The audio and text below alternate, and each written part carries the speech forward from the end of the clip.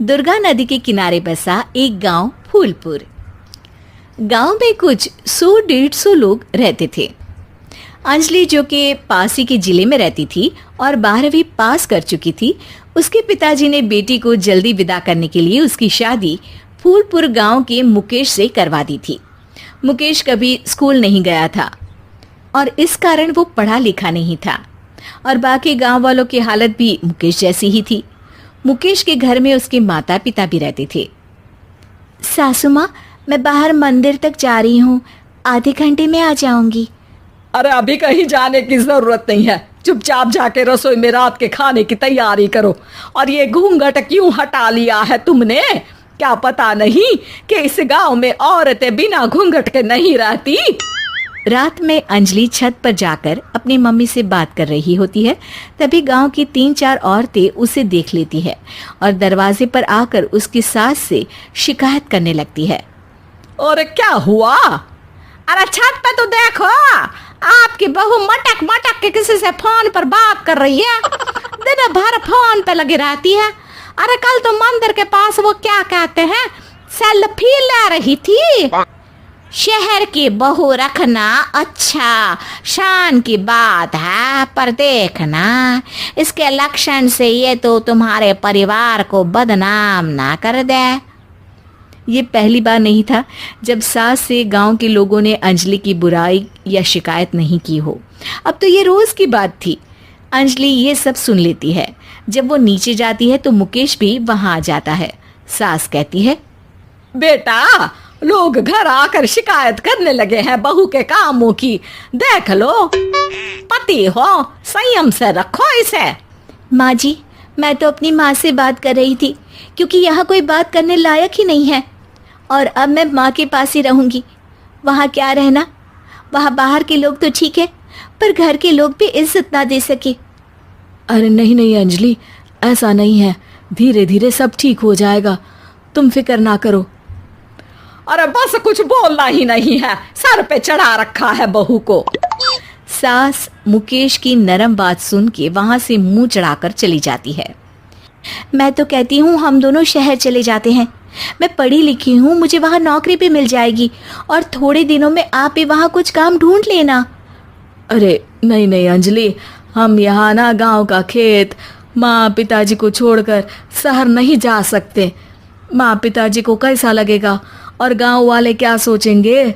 ये कहकर मुकेश सोने चला जाता है और अंजलि की गांव वालों द्वारा बुराई का सिलसिला बहुत दिनों तक चलता ही रहता है। लेकिन अंजलि गुस्सा ना दिखाते हुए समझदारी से काम लेती है। बारिश का मौसम चालू हो जाता है। जोरदार बारिश से पूरे गांव में हाहाकार मच जाता है। दुर्गा नदी में बाढ़ आ जाती है और बाढ़ का पानी पूरे गांव की फसल तबाह कर देता है। फसल की ये हालत देखकर गांव वाले निराश हो जाते हैं और बात तो यहाँ तक पहुँच जाती है कि कुछ लोग तो अंजलि को इस सब का दोषी ठहरा देते हैं। अरे पूरी फसल तबाह हो गई, पता नहीं किसकी नजर लग गई है। अरे जब से चौधरी परिवार में ये शहर की बहू आई है ना, तब से ही गांव की शांति चली गई है। इसके कर्म कांड से माँ दुर्गा नदी भी खुश नहीं है। ये सब सुनकर बेचारी अंजलि रोते हुए अपने घर चली जाती है। कुछ दिन बाद सभी गांव वाले अपनी फसल का मुआवजा लेकर अपने अपने घर आते हैं। मुकेश भी 1500 लेकर आता है। अंजलि को जब पासबुक दिखाता है तो अंजलि हैरान हो जाती है। अरे, ये पासबुक में तो उन्होंने 4000 की एंट्री करी है और आपको सिर्फ 1500 दिए। सच में? अरे वो सरकारी अफसर आपको बेवकूफ बना रहे हैं। सरकार की तरफ से हमें 4000 मिले हैं लेकिन बाकी का सारा पैसा खुद ही खा रहे हैं। आप लोग के अनपढ़ होने का फायदा उठा रहे हैं। ये सब सुनकर मुकेश परेशान हो जाता है लेकिन अंजलि उसे हिम्मत से काम लेने को कहती है और सुबह होते ही मुकेश को पंचायत कार्यालय ले जाती है और साथ में गांव के और लोगों को भी। आप सरकारी बाबू क्या गांव के लोगों को बेवकूफ समझते हैं? आपको क्या लगता है ये पढ़े लिखे नहीं है तो आप कुछ भी मनमानी करेंगे? ये बेचारे दिन रात इतनी मेहनत करते हैं, ये हमारे अन्नदाता हैं और आप इनके साथ ऐसा धोखा करते हैं। अरे क्या बके जा रही है ये लड़की, किस धोखे की बात कर रही है? अपने कांड करके नदी माँ को नाराज करके हमारा नुकसान करके इसे चैन नहीं मिला क्या? सरपंच जी, इन सरकारी बाबू ने मुझे बेवकूफ बनाया है और मेरे हिस्से के पैसे खुद चट कर गए। बस ये सुनते ही सरपंच वहां से दुम दबाकर भाग जाता है।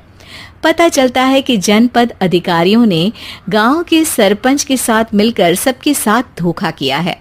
सब लोगों का विरोध शुरू हो जाता है और आखिर में अधिकारी सब गांव वालों के हिस्सों के बचे हुए पैसे उन्हें लौटा देते हैं और कई दिन तक सरपंच गांव में लौटता ही नहीं। अंजलि, तुम नहीं होती तो हम गांव वालों को तो पता ही नहीं चलता कि ये हमें हर बार बेवकूफ बनाते हैं। हाँ हाँ अंजलि बेटी, हमें माफ कर दो। हम सब तुम्हें बुरा भला कहते रहे, लेकिन तुमने ही आज हमें बेवकूफ बनाने से बचाया है। हमें तुम पर गर्व है बेटी। अब समझ आया कि सरपंच तुमसे नहीं, तुम्हारे पढ़े लिखे होने से नफरत करता था। क्यों ना इस बार हम अंजलि को ही सरपंच पद के लिए चुन ले? क्या कहते हो गांव वालों? पढ़ी लिखी सरपंच। बस पूरा गांव अंजलि के लिए ताली बजाता है और अंजलि की सास उसे खुशी से गले लगा लेती है। अगर आपको वीडियो पसंद आए और यह जानकारी पूर्ण लगे तो वीडियो को लाइक करें और शेयर करें या हमारे चैनल को सब्सक्राइब करें ताकि आप नए वीडियो के बारे में जान सकें। वीडियो देखने के लिए धन्यवाद।